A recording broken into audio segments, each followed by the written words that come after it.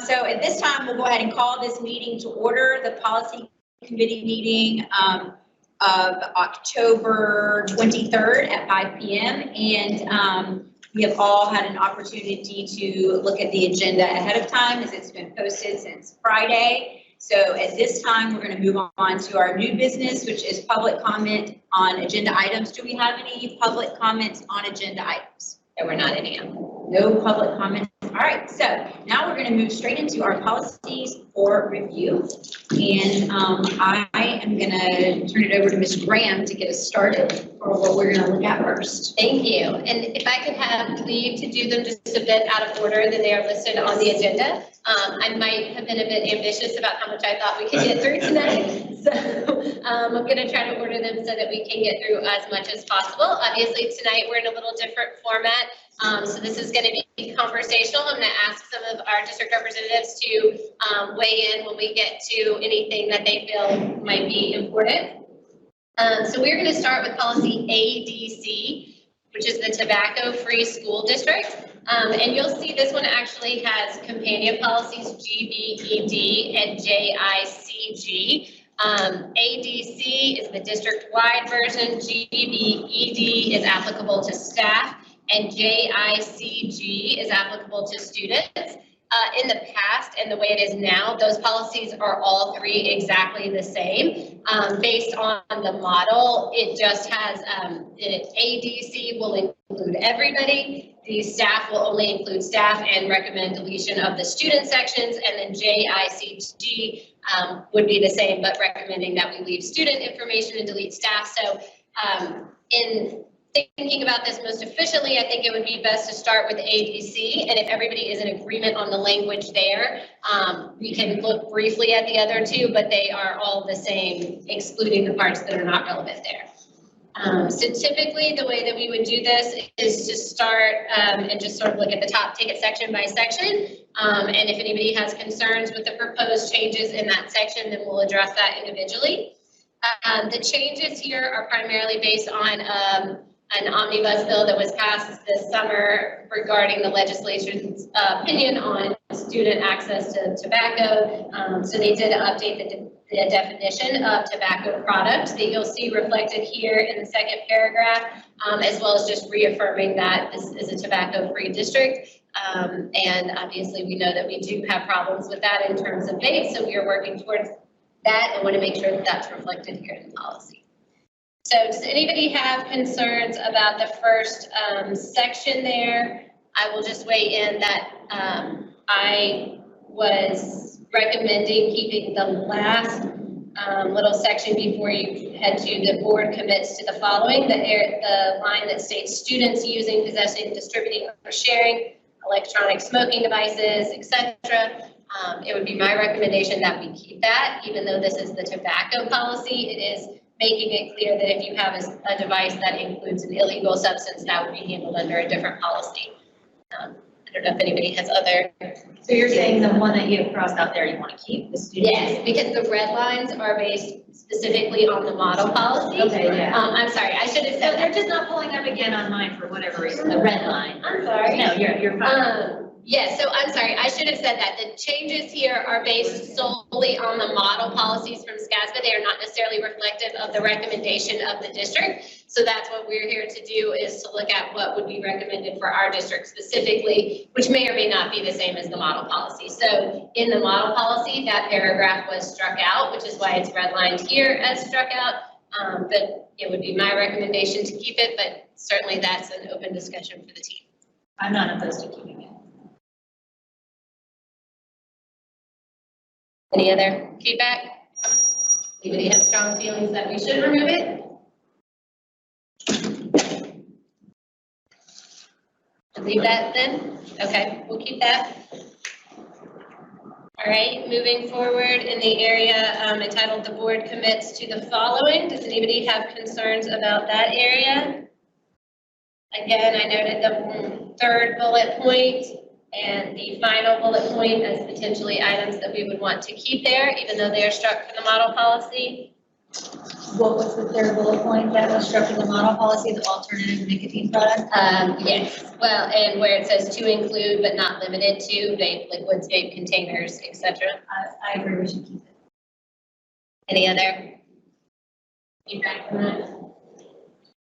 Okay. And then also Why are they recommending deletion of that?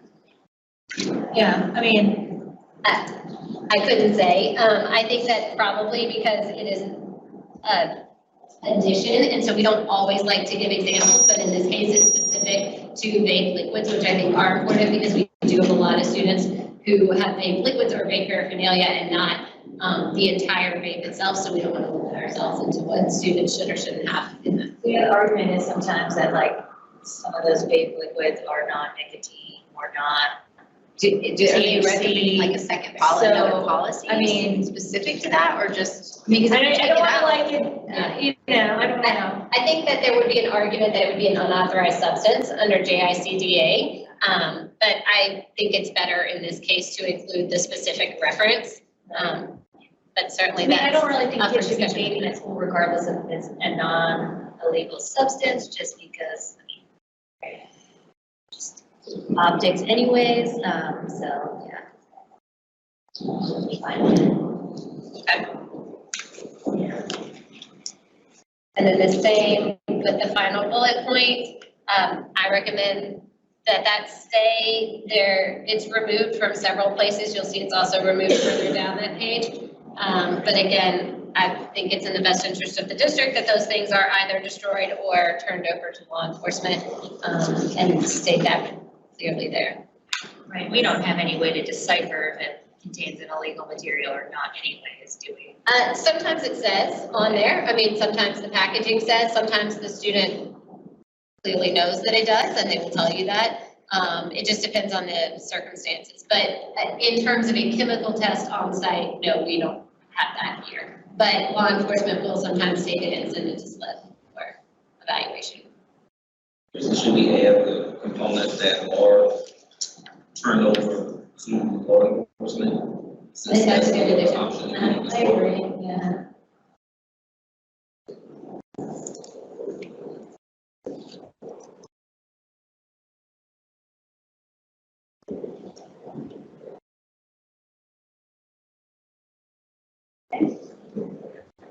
Right, any other concerns on this page? Again, this is the district-wide, so it includes both students, staff, contract workers, and visitors on the following page as well.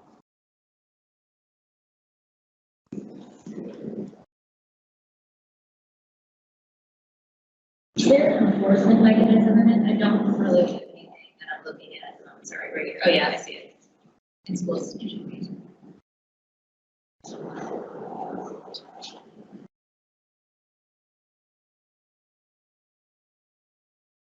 The district has consistent practices based on what is in the vape, whether or not it is referred for expulsion hearings or a suspension, depending on which offense it is. If it's a first offense, second offense, etc. If we're talking about like turning it over and stuff like that, what if that, how does that pertain to visitors, volunteers, and members of the public? So there, if you read the ways that it's enforced against them, Yeah. they wouldn't turn it over to us. It's just that they could be reprimanded, they could be asked to leave our property, etc.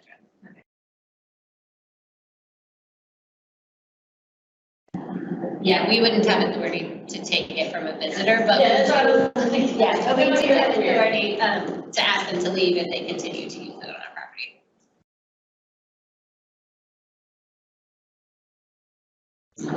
I think that's why the paragraph regarding confiscation is only under students and not at the bottom of all of the categories. Okay.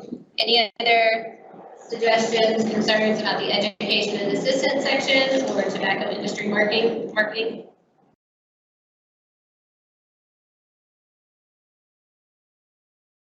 All right, so ADC is complete. Do we want to look line by line at GVED and JICG, or do you all feel comfortable with making the same changes? There's, it's gonna be the same Yes. I'm comfortable with that, that's fine. Are those ready to move forward to first reading? I think so. Then the next policy that we will look at is JFABD, which is admission of homeless students. And the majority of the changes here are based on change in statute, which defines unaccompanied homeless youth, unaccompanied homeless youth or child, and youth at risk of homelessness. So you'll see that there are some changes in the definition as well as some general changes in the policy. This one hadn't been updated since 2016. So I have asked Ms. Kelly and Ms. Patrick here to help us review these policies as well. So I would recommend we take this one. The policy itself is fairly short, so do you all have any concerns with the policy itself, or anyone else? Of course, weigh in if you have concerns about the changes.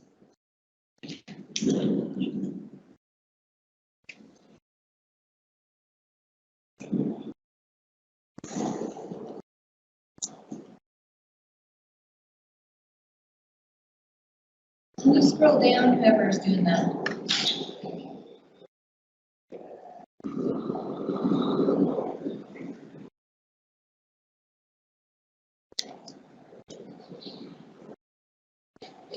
All right, and then one more. You can go, yeah, there we go. I don't see anything. Okay. Does everybody else feel like comfortable with it? Feel like it's sufficient? Okay. Is this one ready to move forward for first reading? I think so.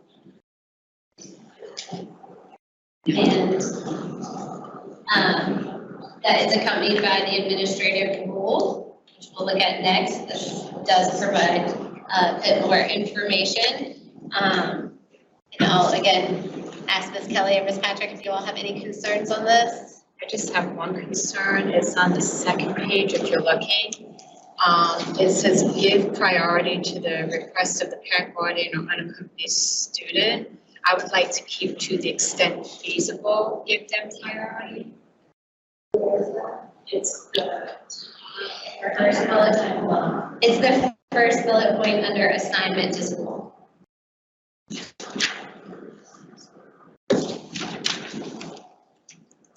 So see how right there, it says to the extent feasible is crossed out, but then it says give priority to the request of the parent, guardian, or the unaccompanied student. And we're asking to leave to the extent feasible, and they're at the beginning of the statement. Yeah, because, are you saying just because the nature of the situation is sometimes not Right. always feasible to? I think that's reasonable. I understand that. Do you all have any other concerns about this one? That was the only one. Any other concerns for the rest of the group? Just a question about, right under those 4 bullets, the next section about when the student obtains permanent housing. Really about the, I guess the allowance for the full academic year, is that standard practice that we typically do that? Yeah, it's a State Department regulation. Or is it that they stay, you mean? So for the whole year, they They stay. find permanent housing and stay for that Yeah, for the academic year. remainder of the year. I mean, that makes sense for stability of the students, right? Yeah.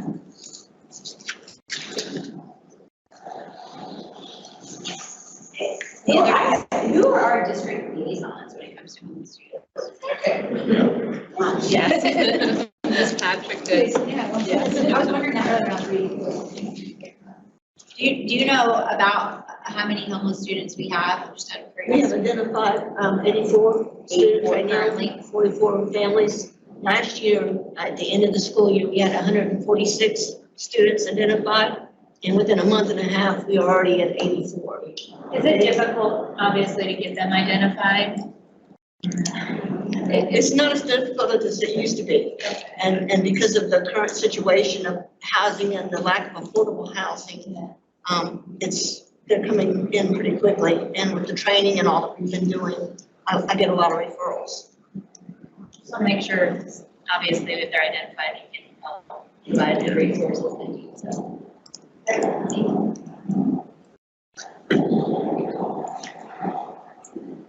Policy ready to move forward to first reading? Thank you, everyone. Yeah. It was good to meet, thank you. All right, next we're going to review JFABH. This is a new proposed policy, military temporary remote school enrollment, and I asked Ms. Troy to join us to address any concerns about this. It is based on a change in statute, but it doesn't really change any of our district practices. We've already been doing this. So we don't see it as a particular change, but would like to incorporate it in the policy based on the change in statute. Ms. Troy, did you have any concerns about it? I do not. Were there any any questions? questions? I was gonna ask that too. It's just a requirement to have it? Yes, that we accept those documents electronically, and that if they have not already established residency, we can accept that on a temporary basis, and when they arrive here, they would present their proof of residency. So it's basically just that they're getting this, virtual enrollment until they're settled in. Right. And they can do it prior to moving here based on their orders and anticipated housing. Fluidity, yeah. Makes sense. Any other concerns from anyone on that? Ms. Troy, do you feel like this is sufficient? Do you feel like it covers what we needed to cover? It is, and for the most part, he's kind of made it law before a lot of districts, they were already doing this, in terms of if you're moving. I moved here in 2008 and I didn't have any, I had not found housing, but I had orders, and so I was moving into Richland to school district. And during that time, they, gave me the opportunity to get to school, provide my housing. But now part of that was until I moved into the house, I had to provide transportation to that school for my son. But we don't require that, do we? If they were to use this and they are not currently living in the house where they plan to reside, then they would have to provide transportation until they move there. So they could provide transportation to there or utilize this option. They would still utilize those options, so say for instance, we want a permanent change of station here to South Carolina. I found my school, I provided my orders, and my housing isn't available. I may be staying at a hotel, long-term or short-term rental, I may be staying on the base. Well, during that time, I would have to provide transportation because we don't have a bus that would go out there to make them.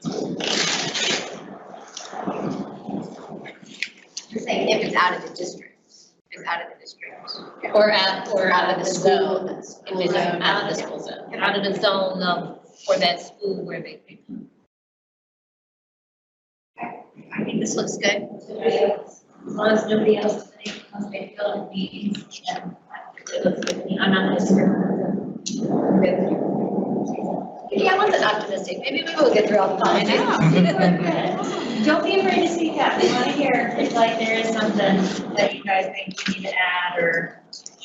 Excellent. I wanted to be. Yes. So next up is JKA, which is corporal punishment, and the accompanying rule. So you will see that in your folders, I also added some potential alternative policies to this. Okay. So there are a couple of ways that we could handle this. I know that we have discussed removing this policy, so we could just delete it and not have a policy on corporal punishment. There are a good number of districts who have taken that approach. There is also an alternative policy that is very short and just says that corporal punishment is not permitted. And then there is the current model policy of JKA, which includes seclusion and restraint, as well as intentional physical contact. If we were to consider that policy, I would ask that we do that at the next meeting so that we can have staff who are familiar with our CPI practices and restraint present so that they can address any concerns on that. But I wanted to hear from the group about whether we wanted to delete this policy and not have a policy addressing corporal punishment, or if we wanted to look at the shortened version or the longer version. All right, so, sorry, I guess I'll pull up here.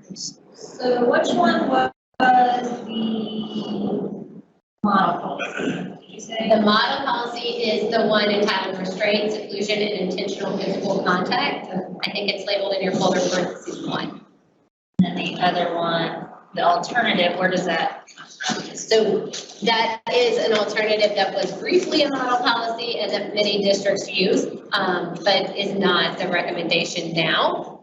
But a good number of districts do still use. So the recommendation is just to, The recommendation is the restraint, seclusion, and intentional physical contact. Oh, That's the model and policy. so do we feel like that's something we need to cover, the is restraint? that what y'all are recommending, or is that what the recommended is by the state? Well, I think at this Or is point, one of the- my understanding of this meeting was to come up with the district recommendation. Okay, I just So, wasn't sure if um, anybody had a personal. yeah, I would defer to the group. I do think that it would be beneficial to have a policy on restraint and seclusion. We don't use seclusion here. We do sometimes unfortunately have to use restraint. And so I do think it would be beneficial to have a policy on that. The policy says that seclusion is not allowed, so that would match with, Right. I mean. So we Makes don't sense. use So that. the seclusion restraint policy specifies seclusion. That we wouldn't use it here. So is there, oh, sorry. I'm silly. Wait, what? Is there I guess, what is the benefit of including it versus just deleting corporal punishment in its entirety? Because I do feel like they are different, right? Obviously, seclusion restraint is used in very specific circumstances, based on. And that's why my recommendation was that we move forward with deletion of JKA, and then this group can consider whether or not they want to adopt a new model JKA. So to start with, is everybody in favor then of Of deleting the JKA? Yes. Okay, yeah, that's where, okay. So I definitely want to. And the rule. And the rule, Both, yes. both. I would recommend that we delete the rule regardless of how we proceed, because We're not spanking kids. Wow. They won't. Even with parental consent. So, agreed, I think that's a pretty simple decision. That we deletion of both. I do, I'm not opposed to, obviously, you said you want to have the people here, having the dialogue around how we would best formulate that, because I'd rather have people who have to experience that and, know more about how the policy would affect their ability in, everyday life. So I don't want to try to do that without their knowledge Sure. and expertise. So we will move forward with the recommendation to delete JKA and JKAR. And then at the next meeting, we will discuss potential implementation of the new model JKA, which is restraint, seclusion, and intentional physical contact. Is everybody comfortable with that?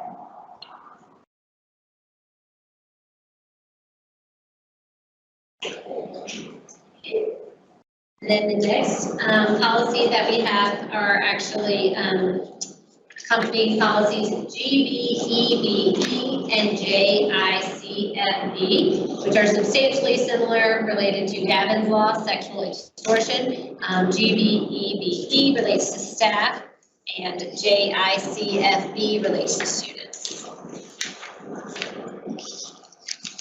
And this is based on a new statute that was passed over the summer. It makes sexual extortion a crime. And so not only does it make it a crime, but it directed the district to inform staff, parents, and students of the criminality of that act. The intent would be to incorporate it with our Aaron's Law lesson. So I do have Ms. Mercer Brown here. If there are any questions or concerns, we would hopefully move forward with passing the policies. And then the district would create procedures for notification and incorporation into our Aaron's Law lessons for students. Okay, so because it would be district policy, that's why you would essentially incorporate it. Is that in high school 101? So Aaron's Law is taught at all levels. I'll let Ms. Mercer Brown address that. What ages are these taught at? Aaron's Law covers personal body safety, so we are mandated to cover that in elementary, middle, and high school. At the elementary level, we use the Barbara Sinatra curriculum. At the secondary level, we use the Safety Matters curriculum. What was the elementary curriculum called? Barbara Sinatra. And Gavin's Law would be implemented at every level as well in an age-appropriate manner. The statute doesn't identify a specific age group that it would be applicable to. So is it required by law to teach it to every age group? It's required that we notify students of the crime itself and the criminality of it in an age-appropriate way. Okay. Sorry, Margaret, just trying. Oh, that's okay. I age appropriately talked about sextortion at elementary school. That is a question that we are also wrestling with, Yes. as I think many districts are. Yeah, okay, and that is, yeah, okay. Sorry. Brain's still trying to. So I think in terms of looking at the policies, we can start with GBEDE, which is the staff policy. And we'll take it from the first page. Does anybody have concerns about this? You'll also find in your folder a second recommended policy from Hallie, Mahoney, and Williams, but I did include a note there that I recommend we work from the SCASMA model policies because SCASMA did coordinate with SLED and Department of Ed on the development of this policy, which is part of the statute that we work with those departments in developing our policy. And so SCASMA has very graciously done that for us. So I recommend that we work from those policies and any changes that we want to incorporate, we can do that. And what was the title of the one for the kids? Or JICFB.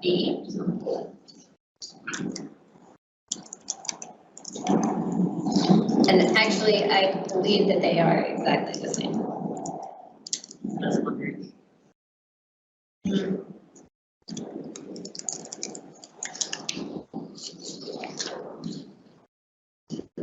There's one difference in the student, there's a reporting section.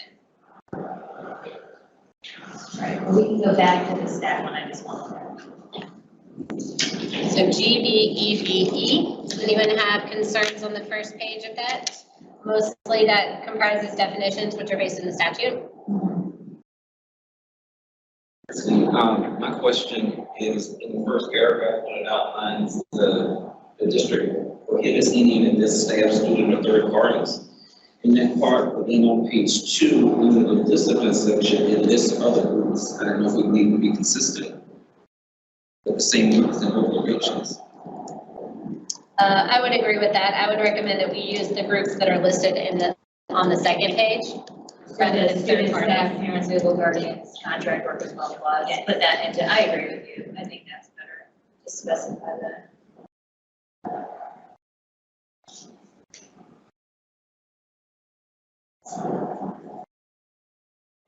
So is there going to be anything in the policy, either or, and I didn't look at the students yet, that talks about the teaching of it, A? And B, is that something that parents will be notified of? And C, are they allowed to opt out of that legally? Legally, there is not an opt-out. Gavin law did not permit an opt-out. Similar to Aaron's law, does not allow an opt-out. In terms of what specifically is taught, it includes in here that we have an obligation to notify students. That is not spelled out specifically in the policy what that would look like, and that's something that we'll continue to work with the counseling department on, and hopefully receive further guidance from the State Department. We are hoping on potential curriculums or way that would be incorporated with the current lessons. And this is just me talking. As far as notifying students, is that what specifies in law is you must notify students? Is that what the law states? It states that we have to notify them of the criminality of the act. It's like specifically letting the student know, not like including it in a student handbook. Well, I think that because we have to notify parents, that might be done by including it in a parent-student handbook or posting it on. I just was websites. wondering if there's a way around the elementary lesson by maybe including it in a handbook as far as I think the compliance intent with of the law. statute was pretty clear that it be for all students.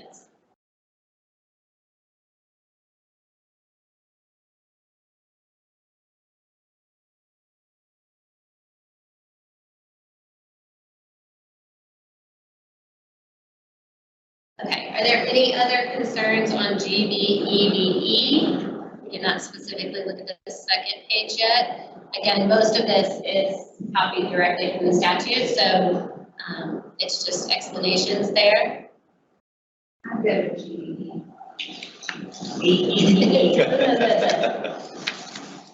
Any other concerns? Are we ready to move that one forward? I think so. Okay. And JICFB, which is the student version. What were the differences? You said The reporting section, which is almost at the bottom of the second page.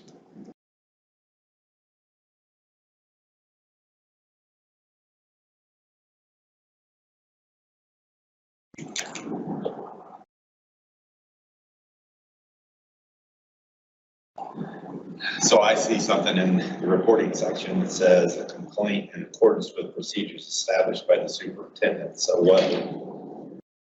you have those. My interpretation is that this would likely fall as a Title IX issue, Okay.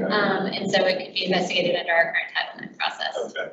Could we just specify that instead, or no, or would we just leave it where we are? We can. I mean, I don't know that we have to specify it as a Title IX because we also have other complaint processes that might be applicable, bullying or harassment, depending on the severity. Most applicable process, or I don't know, like, I don't know, you're the superintendent, so do you think Yeah, I mean, that would be better? I do think that this is something, again, that would be spelled out in a student handbook, a parent handbook, so they know how to report, and it would be part of, I would think it would be part of the educational I piece would. as Well, I would well. too, because otherwise they're not gonna know how to do it. Yeah. I mean, that's the whole point. Even if you read this policy, it doesn't. Oh, no, they wouldn't, we would definitely, this would not be Right, for right. them to have to digest. But whenever we go over handbooks with them, then we go how to. And most of the time, when we talk about students reporting, it's going to be, the first step is going to be a verbal report. They're going to verbally tell someone, so. So are you good with it as it stands? But she want to add her designee from the superintendent.